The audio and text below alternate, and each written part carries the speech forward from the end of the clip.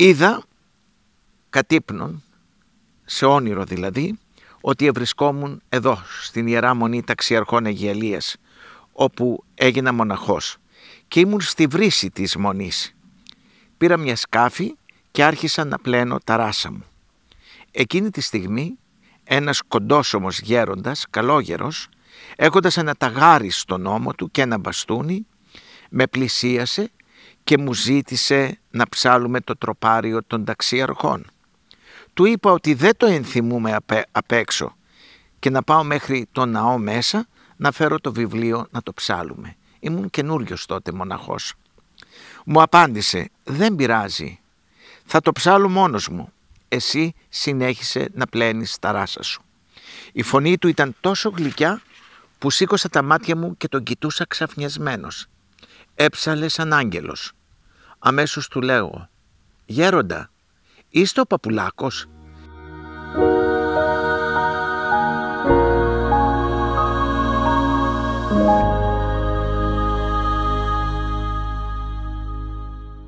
Βρισκόμαστε στην Ιερά Μονή Ταξιαρχών Αιγιαλίας.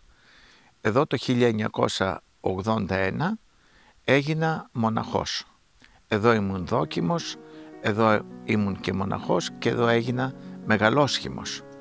Σε αυτό το μοναστήρι κάθισα μέχρι το 1984. Εδώ σε αυτή την Ιερά Μονή και στα χωριά που γύριζα ως διάκονος άκουγα πολλές φορές για τον Παπουλάκο. Έγραψα και έχω γράψει ένα βιβλίο, αδελφοί μου, αυτό, ο Παπουλάκος, ο Άγιος της Πελοποννήσου.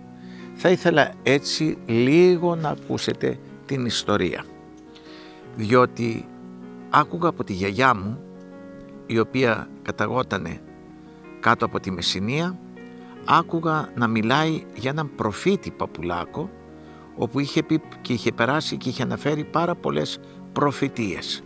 Ένας Άγιος άνθρωπος που περνώντας από τα χωριά τελούσε θαύματα ζωντανός. Η γιαγιά μου δυστυχώς όμως κοιμήθηκε όταν εγώ ήμουν 11 ετών. Έτσι δεν πρόλαβα να μάθω περισσότερα για αυτόν τον μεγάλο Άγιο της Εκκλησίας μας. Ο Θεός όμως με οδήγησε κατά θαυμαστό τρόπο εκεί που Αυτός θέλει. Οδήγησε τα βήματά μου στη Μητρόπολη Καλαβρίτων και Αιγιαλίας, εδώ στο μοναστήρι που βλέπουμε των Ταξιαρχών. Εδώ έγινα μοναχός και διάκονος. Περιοδεύοντας τα χωριά και τις πόλεις, όπως σας είπα, της επαρχίας Καλαβρίτων, άκουσα και πάλι μετά από τόσα χρόνια την ιστορία και τη ζωή του Παπουλάκου.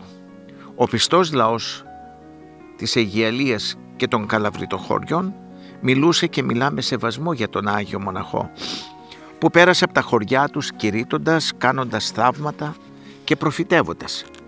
Λίγο πιο έξω από την πόλη των Καλαβρίτων, όταν επισκέφτηκα το χωριό Άρμπουνα, οι κάτοικοι μου έδειξαν για πρώτη φορά την πατρική του οικία, που γεννήθηκε ο Άγιος. Σήμερα η πατρική του οικία έχει φτιαχτεί από τον πατέρα Νεκτάριο, και ο οποίος την έχει αγοράσει και την έχει φτιάξει πάρα πολύ όμορφη και επισκευάσει από την αρχή. Παρόλα αυτά όμως το ενδιαφέρον μου για τη ζωή του Αγίου Παπουλάκου δεν είχε μέσα ξυπνήσει ακόμα. Όμως σκέφτηκα κάποια στιγμή να πω σε έναν αγιογράφο να μου κάνει μία εικόνα του και να την τυπώσω μετά σε αντίτυπα την εικόνα και να την μοιράσω σε όλη την Πελοπόννησο. Αυτή ήταν μία σκέψη μου που είχα κάνει όταν επισκέφτηκα τα Άρμπουνα. Το μεγάλο ενδιαφέρον μου ξύπνησε για τον Άγιο όταν κάποια μέρα έγινε στην ταπεινότητά μου μία θαυμαστή αποκάλυψη, όπως την έχω γράψει μέσα στο βιβλίο για τον Παπουλάκο, όπου εδώ είναι και η ακολουθία του. Είδα κατ' ύπνον, σε όνειρο δηλαδή, ότι ευρισκόμουν εδώ στην Ιερά Μονή Ταξιαρχών Αιγιαλίας, όπου έγινα μοναχός και ήμουν στη βρύση της μονής. Πήρα μια σκάφη και άρχισα να πλένω τα ράσα μου. Εκείνη τη στιγμή ένας κοντόσωμος γέροντας, καλόγερος, έχοντας ένα ταγάρι στον ώμο του και ένα μπαστούνι, με πλησίασε και μου ζήτησε να ψάλουμε το τροπάριο των ταξιαρχών. Του είπα ότι δεν το ενθυμούμε απ' έξω και να πάω μέχρι το ναό μέσα να φέρω το βιβλίο να το ψάλουμε. Ήμουν καινούριος τότε μοναχός.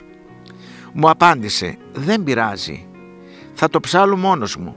Εσύ συνέχισε να πλένεις τα ράσα σου. Η φωνή του ήταν τόσο γλυκιά που σήκωσα τα μάτια μου και τον κοιτούσα ξαφνιασμένος. Έψαλε σαν άγγελος. Αμέσως του λέω, «Γέροντα, είστε ο Παπουλάκος?» Εκείνος σκύβει καταφατικά το κεφάλι και μου λέγει, «Ναι, παιδί μου, εγώ είμαι». Παρατάω το πλήσιμο και τρέχω κοντά του να σπαστώ το χέρι του. Το φίλησα και με σταύρωσε πάνω στο κεφάλι και μου λέγει, «Αυτό που έχεις σκεφτεί να μου φτιάξεις, να το κάνεις γρήγορα γιατί βιάζομαι». Αμέσως θυμήθηκα στον ύπνο μου ότι είχα σκεφτεί να του κάνω την εικόνα και να τη μοιράσω σε όλη την Πελοπόννησο. Σηκώνομαι επάνω, ξύπνησα, ο Αλόγιος είχε εξαφανιστεί από μπροστά μου. Έκτοτε έφτιαξα την εικόνα του Αγίου, την μοίρασα σε όλη την Πελοπόννησο. Αλλά από έρευνα που έκανα, είναι πάρα πολλές και σε πάρα πολλούς ναούς οι εικόνες σε ενορίες που έχουν φτιαχτεί του Οσίου Χριστοφόρου του Παπουλάκου, όπου στη ζωή του θα αναφερθούμε, αδελφοί μου, σήμερα. Θα δούμε τώρα, αγαπητοί μου αδελφοί, στη συνέχεια το βίο του Οσίου Πατρός ημών Χριστοφόρου του Παπουλάκου, που ευρίσκομαι εδώ στην εικόνα του ακριβώς δίπλα. Θα πρέπει να πούμε ότι η εικόνα του Αγίου ευρίσκεται σε πάρα πολλές εκκλησίες μέσα. Ευρίσκεται στη Ρούμελη, ευρίσκεται στην Πελοπόννησο, μέσα σε πολλούς ναούς. Βλέπουμε την εικόνα του σε ναούς των Αθηνών. Κι όμως είναι ένας αδικημένος Άγιος. Είναι ένας αδικημένος Άγιος διότι ακόμη η Εκκλησία μας δεν τον έχει αγιοκατατάξει επίσημα. Δεν είναι ο μόνος Άγιος που έχει αργήσει να αγιοκαταταχθεί επίσημα.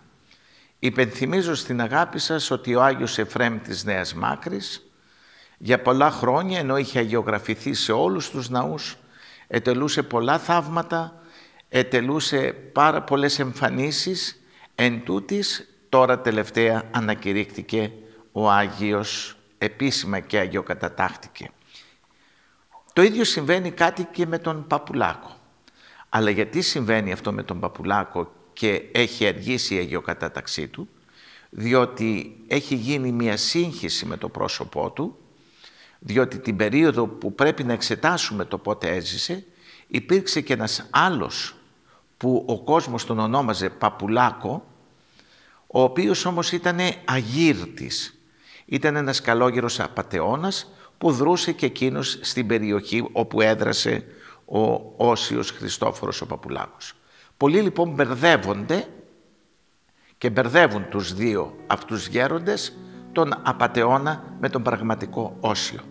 Εμείς θα μιλήσουμε λοιπόν για τον Όσιο Χριστόφορο τον Παπουλάκο από τα Άρμπουνα των Καλαβρίτων, ο οποίος, εδώ έχουμε γράψει και το βιβλίο του, όπου έχει μέσα και την Ιερά Ακολουθία του, δηλαδή έχει μέσα ό,τι πρέπει να έχει, την παράκληση του, τον όρθρο του και ούτω καθεξής.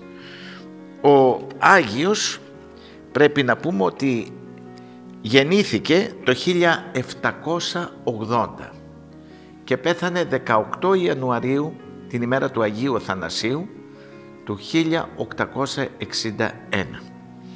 Στα Άρμπουνα των Καλαβρίτων που ζούσε, τότε που γεννήθηκε, θα πρέπει να πούμε ότι ήμασταν κάτω από την τουρκοκρατία. Εργαζόταν μαζί με τα αδέλφια του εκεί στο χωριό, ως και πουλούσανε, είχαν ζωντανά και πουλούσαν το κρέα τους. Θα λέγαμε σήμερα ότι ήταν ένας χασάπης της εποχής εκείνης μαζί με τα αδέλφια του. Δεν του άρεσε όμως αυτή η ζωή.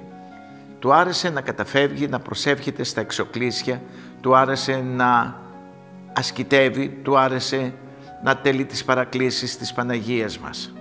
Και γι' αυτό στα 60 του χρόνια μοιράζει όλη του την περιουσία στα αδέλφια του και λίγο πιο πάνω από το σπίτι του πάνω στα βουνά, εκεί στο χελμό των Καλαβρίτων, χτίζει ένα ασκητήριο το οποίο υπάρχει μέχρι και σήμερα και το οποίο βλέπετε τώρα και στο βίντεό σας. Αυτό λοιπόν εδώ το ασκητήριο, τον οποίον τον τιμά όλο το χωριό, τα Άρμπουνα, ως Άγιο, και όλη η Πελοπόννησος τον τιμά ως Άγιο. Πού πέρασε ο Όσιος Χριστόφορος, ποιο χωριό πέρασε και δεν θαυματούργησε όταν ζούσε, ποιο χωριό πέρασε και δεν ετέλεσε σημεία και θαύματα, από ποιο χωριό πέρασε και δεν έκανε προφητείες, οι οποίες εκπληρώθηκαν κατά γράμμα. Θυμάμαι όταν είχα πάει στον Κότρονα της Μάνης, εκεί μοίραζα τις εικόνες του Παπουλάκου και τότε μου λένε οι γεροντότεροι, εδώ πέρασε ο Παπουλάκος και μας είπε ότι μια μέρα το λιμάνι σας εδώ θα γεμίσει χαρτονομίσματα. Και πράγματι, όταν ήρθαν οι Γερμανοί στην κατοχή, πολλά χρόνια αργότερα, τινάχτηκε ένα καράβι γερμανικό και μέσα είχε χαρτονομίσματα και γέμισε όλο το λιμάνι με χαρτονομίσματα. Είχε πνεύμα Άγιο και ο Θεός τον καθοδηγούσε. Γι' αυτό τελούσε πολλά θαυμαστά σημεία και ο κόσμος ήδη όταν ζούσε έλεγε του Οσίου Πατρός ημών Χριστοφόρου του Παπουλάκου. Πολλοί δε αρχιερείς τον υποδεχόντουσαν στη Μητρόπολη τους, φορώντας άπασα την αρχιερατική στολή και βγαίνοντας με εξαπτέρυγα. Αλλά ας έρθουμε στα Άρμπουνα, εκεί όπου έχουν φτιάξει και εκκλησάκια του, εκεί που ευρίσκεται και η κάρα του, όπως και στο μοναστήρι μας, τεμάχιον της κάρας του, τεμάχιο από το ράσο του, τεμάχιο από το πέτρα από το σπίτι που έζησε ο Άγιος, υπάρχει και στο δικό μας το μοναστήρι, εδώ στο Τρίκορφο Φωκίδος. Έτσι τον είχε ακούσει και η γιαγιά μου, από τις προφητείες όπως σας είπα. Και σε όνειρο όπως ακούσατε προηγουμένως, μου ενεφανίστη και από εκεί και πέρα ασχολήθηκα και έγραψα τούτο το βιβλίο και μιλώ παντού για τον Άγιο όταν χρειάζεται. Γιατί αδελφοί μου? Διότι είναι ένας μεγάλος αγωνιστής της πίστεώς μας, ένας αγωνιστής της παράδοσής μας, ένας αγωνιστής της Εκκλησίας μας, ο οποίος έδωσε τη ζωή του, φυλακίστηκε στις φυλακές του Ρίου, διότι επολεμείτο τότε από τους Βαβαρούς η Εκκλησία μας. Και μια και είπα Βαβαρούς, θα πρέπει να θυμηθούμε ότι την εποχή που δρά ο Παπουλάκος, για να εξηγήσουμε και τα λεγόμενά του, να εξηγήσουμε την συμπεριφορά του, την αυστηρότητά του, ήτανε εκείνη η εποχή όπου στην Ελλάδα είχαν έρθει οι βασιλείς και είχαμε την αντιβασιλεία τότε με τους Βαβαρούς, οι οποίοι Βαβαροί, όπως θα θυμόσαστε, είχαν καθιερώσει μέσα στην Ιερά Σύνοδο και υπήρχε στις εκκλησίες μας, υπήρχε βασιλικός επίτροπος και δια βασιλικού διατάγματος είχε καθιερωθεί αρχηγός της Ορθοδόξου Εκκλησίας να μην είναι ο Χριστός, αλλά να είναι ο βασιλέας Όθωνας. Ακούγοντας αυτά ο Παπουλάκος και βλέποντας ότι υπάρχει βασιλικός επίτροπος μέσα στην Ιερά Σύνοδο, που τι σημαίνει? Ο βασιλικός επίτροπος ό,τι αποφάσεις έπαιρνε η Ιερά Συνόδου, εάν δεν τις ενέκρινε ο βασιλικός επίτροπος, ήταν άκυρες. Όποιον Μητροπολίτη εξέλεγε η Ιερά Σύνοδος, εάν δεν τον ενέκρινε ο βασιλικός επίτροπος, ήταν άκυρη η εκλογή του. Και όχι μόνον αυτό, επηρέαζε τους συνοδικούς και τους έλεγε ότι ο βασιλέας επιθυμεί αυτό, ο οποίος ήταν αρχηγός της Εκκλησίας. Καταλαβαίνετε ότι αυτό είναι έξω από την παράδοσή μας, είναι μια προτεστάντικη μέθοδος η οποία εφαρμόστηκε στην Ελλάδα. Και τότε μην ξεχνάτε ότι με διαταγή της Ιεράς Συνόδου, δηλαδή του βασιλιά και των Βαβαρών, έκλεισαν 400 ορθόδοξα μοναστήρια. Μας τα έκλεισαν και όπως λέει ο Μακρυγιάννης, πέταγαν τα δισκοπότηρα και τα Ευαγγέλια και τα πουλούσαν στο μοναστηράκι. Και έλεγε αγωνιστήκαμε για την Ορθοδοξία και την Ελλάδα, για να έρθουν οι Βαβαροί και να έρθει ο Όθωνας. Και γι' αυτό τον Όθωνα τον είπε ψωριάρικο πρόβατο ο Παπουλάκος. Διότι με αυτή τη συμπεριφορά του δεν ήταν ένα πρόβατο του Χριστού, ήταν ένα πρόβατο που πήγαινε να μας μολύνει την πίστη μας. Και γι' αυτό εναντιώθηκε τότε στον βασιλέα Όθωνα. Όπως εναντιώθηκε και εναντίον των Βαβαρών, οι οποίοι έκαναν αυτά κατά της πίστεώς μας. Και οι Βαβαροί τι έκαναν? Το 1833 έκαναν με τη συνεργασία κάποιων εκκλησιαστικών φορέων του Φαρμακίδη, ο οποίος ήταν πρωτοσύγγελος στην Μητρόπολη Αθηνών, έκαναν πραξικόπημα μέσα στην εκκλησία και ενώ αρχιεπίσκοπος όλης της Ελλάδος και πατριάρχης μας ήταν το Οικουμενικό Πατριαρχείο, αποκοπήκαμε από το Οικουμενικό Πατριαρχείο το 1833 και γίναμε σχισματική εκκλησία.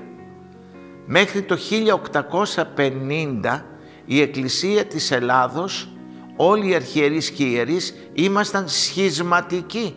Δεν μας αναγνώριζε καμία εκκλησία, διότι μόνοι μας απεκοπήκαμε και πάψαμε να μνημονεύουμε του ονόματος του οικουμενικού μας Πατριάρχου, του Πατριάρχου του Γένους. Γιατί? Διότι ήθελε ο βασιλιάς και οι Βαβαροί να ελέγχουν την Ιερά Σύνοδο. Όταν η Σύνοδος όμως ευρίσκεται υπό την προεδρία του Πατριάρχου στην Κωνσταντινούπολη, δεν μπορούσαν να ελέγξουν τη Σύνοδο και γι' αυτό ακριβώς το λόγο έφτιαξαν εδώ άλλη Σύνοδο στην Αθήνα, όπως γνωρίζουμε, έβαλαν και το Βασιλικό Επίτροπο μέσα και οι αρχιερείς τότε ό,τι ήθελε το παλάτι αυτό και έλεγαν. Αυτό λοιπόν δεν το δέχτηκε η συνείδηση του Ορθοδόξου λαού και μεταξύ αυτών δεν το δέχτηκαν και οι καλόγεροι. Δεν το δέχτηκε η Αγία Λαύρα, δεν το δέχτηκε το Μέγα Σπήλου των Καλαβρίτων, εκεί που έγινε καλόγερος ο Χριστόφορος ο Παπουλάκος. Αναγκάστηκε ο Παπουλάκος να εναντιωθεί εναντίον του βασιλέως όχι για πολιτικούς λόγους. Δεν είχε κάτι με τη βασιλεία ή με τον βασιλιά, τον Όθωνα, αλλά γιατί ακριβώς έκαναν την εκκλησία μας αυτός και οι Βαβαροί και πίεζαν τους αρχιερείς μας. Τους πίεζαν ώστε να γίνουμε σχισματικοί όπως και μας έκαναν σχισματικούς. Μέχρι το 1850 που στοργικά το Οικουμενικό Πατριαρχείο μας έδωσε τότε την αυτοκεφαλία και έτσι είμαστε πλέον αυτοκέφαλη εκκλησία, η Εκκλησία της Ελλάδος και ενταχθήκαμε πάλι κανονικά στα δίπτυχα και μνημονευόμεθα ως πλέον κανονική εκκλησία. Αλλά 27 χρόνια ζούσαμε μέσα στο σχίσμα, αποκομμένοι από όλους και από όλα, αδελφοί μου, από το Πατριαρχείο του Γένους μας. Κατανοείτε λοιπόν ότι πώς η συνείδηση αυτού του Αγίου ανθρώπου, βλέποντας ότι οι Βαβαροί παίρνουν το παιδί, την Ελλάδα, και το απομακρύνουν από τη μάνα του, από το Πατριαρχείο, ώστε να το κάνουν ένα γενίτσαρο, να το μεγαλώσουν σύμφωνα με τα ευρωπαϊκά πρότυπα. Και γι' αυτό και τότε ιδρύσαν στην Ελλάδα τη Θεολογική Σχολή των Αθηνών. Ακριβώς ώστε μέσα από εκεί να περνούν το πνεύμα της Δύσης. Διότι την ίδια ακριβώς περίοδο ήρθανε οι λεγόμενοι διαφωτιστές, οι διδάσκαλοι από τη Δύση, όπου ό,τι ήταν ορθόδοξο και ελληνικό έπρεπε να εξαφανιστεί από εκείνα τα χρόνια από την πατρίδα μας. Ήθελαν να εξευρωπαίσουν την Ελλάδα μας, να γίνει ένα κομμάτι της Ευρώπης, αυτό που το κατάφεραν σήμερα τελικά. Και είμαστε ένα κομμάτι της Ευρώπης και χάσαμε την πίστη μας, χάσαμε τα ήθη και τα έθιμά μας, χάσαμε την παράδοσή μας, ξεκοπήκαμε από τους πάντες και τα πάντα. Έτσι ζούμε, όπως ανέφερα και σε άλλα βίντεο, κάνουμε Χριστούγεννα Πάσχα χωρίς Χριστό. Έχουμε γίνει κοσμικοί άνθρωποι, έχουμε πάρει το φρόνημα των Ευρωπαίων και απλώς ο Χριστός είναι ένα κερασάκι στην τούρτα, απλά για να φαίνεται. αυτό ενδιαφέρει τους Ευρωπαίους και τους Αμερικανούς. Δεν τους ενδιαφέρει να έχουμε μια ορθόδοξη πίστη. Τους ενδιαφέρει να υπάρχει ορθοδοξία, αλλά ο Έλληνας να μην ζει το χριστιανισμό, να μην ζει το Χριστό. Διότι όποιος ζει το Χριστό αλλάζει ζωή, αλλάζει συμπεριφορά. Και αυτό δεν άρεσε ποτέ στους Ευρωπαίους. Έτσι λοιπόν, αδελφοί μου, ο Παπουλάκος εναντιώνεται σε όλα αυτά και περιοδεύει όπως ο Κοσμάς ο Αιτωλός περιόδευσε όλη τη Μακεδονία, τη Βόρειο Ήπειρο. Έτσι ακριβώς περιοδεύει σχεδόν όλη την Πελοπόννησο. Και κηρύττει. Κηρύττει για αγάπη, κηρύττει για επιστροφή και ένωση με το Πατριαρχείο μας που μας αποσχίσανε. Κηρύττει για το σεβασμό που πρέπει να δείχνει το γένο μας απέναντι στην πίστη μας και στην Εκκλησία μας. Κηρύττει εναντίον των διαφωτιστών, όλων αυτών που προσπαθούν να πετάξουν τα θρησκευτικά, την πίστη μέσα από την Εκκλησία μας. Και γι' αυτό πολλοί δάσκαλοι εναντιώνονται εναντίον του. Γράφουν στην κυβέρνηση και δεξιά και αριστερά και μάλιστα με σκληρά λόγια. Εκεί από το δάσκαλο τον Παναγάκη στα λαγκάδια της Πελοποννήσου κάτω αρχίζει να προβάλλεται ένας υπερφύαλος τύπου δασκάλου, ο οποίος γράφει ότι ο Παπουλάκος έβριζε τους χριστιανούς, ο οποίος μάλλον έβριζε ο δάσκαλος τους χριστιανούς για αγραμμάτους. Έστειλε μια επιστολή ο δάσκαλος, ο Παναγάκης, για ανίδεους που ξεσηκώνονται να υποδεχτούν ένα αγράμματο καλόγερο.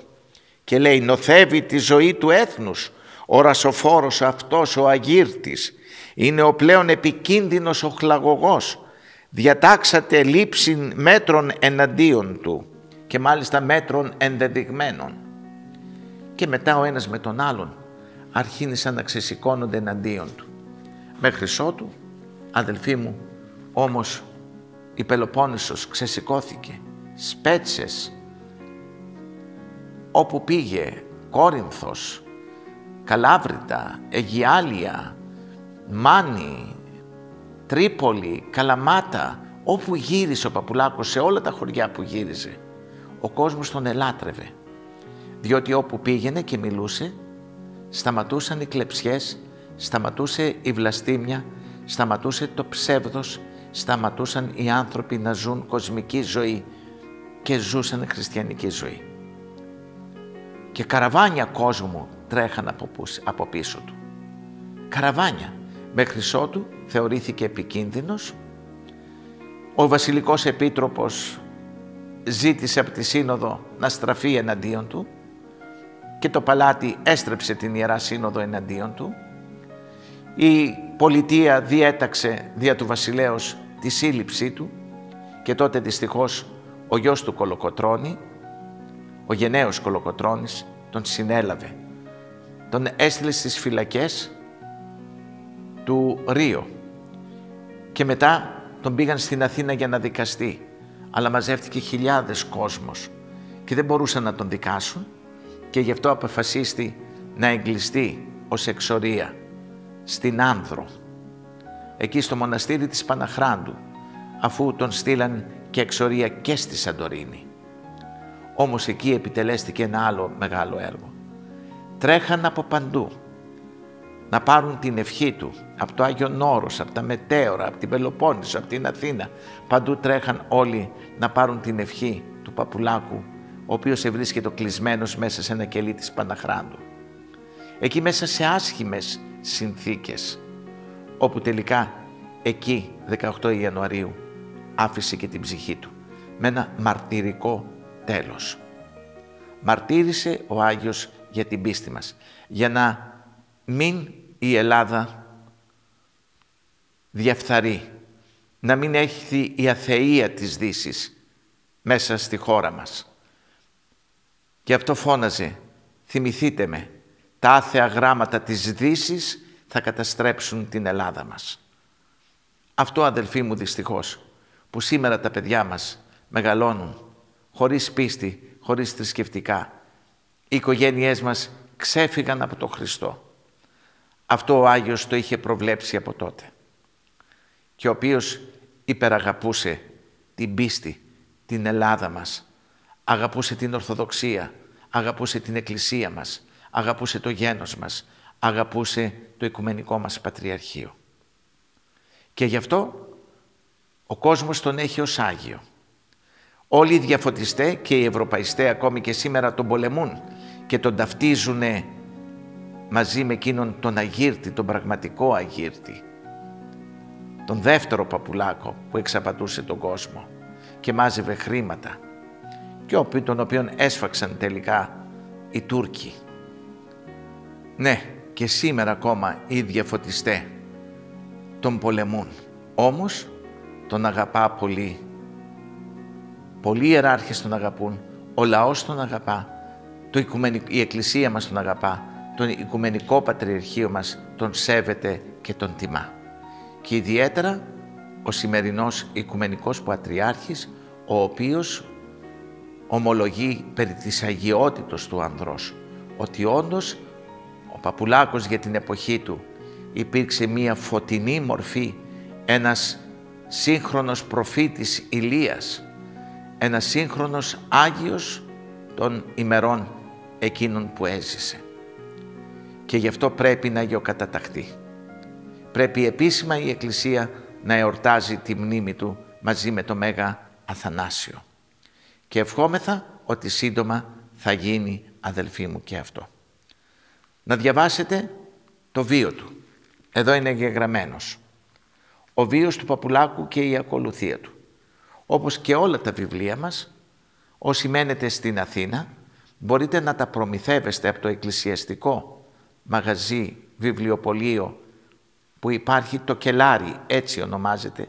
Είναι είναι Ιπποκράτους 15 και Ακαδημίας Γωνία. Ιπποκράτους 15 και Ακαδημίας στην Αθήνα. Εκεί υπάρχουν όλα τα βιβλία και τα δικά μου και άλλων συγγραφέων.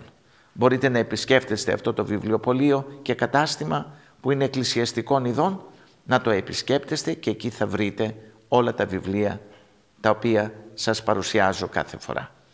Επίσης, με λατινικούς χαρακτήρες μπορείτε να βρείτε ό,τι θέλετε στο e-shop, στο ηλεκτρονικό κατάστημα, γράφοντας με λατινικά γράμματα monastirιακοκελάρι.gr, μία λέξη, με λατινικά γράμματα, monastirιακοκελάρι.gr, και εκεί θα βρείτε ό,τι θέλετε ακριβώς από τα βιβλία μας και ό,τι άλλο, και ηλεκτρονικά θα σας τα αποστείλουμε.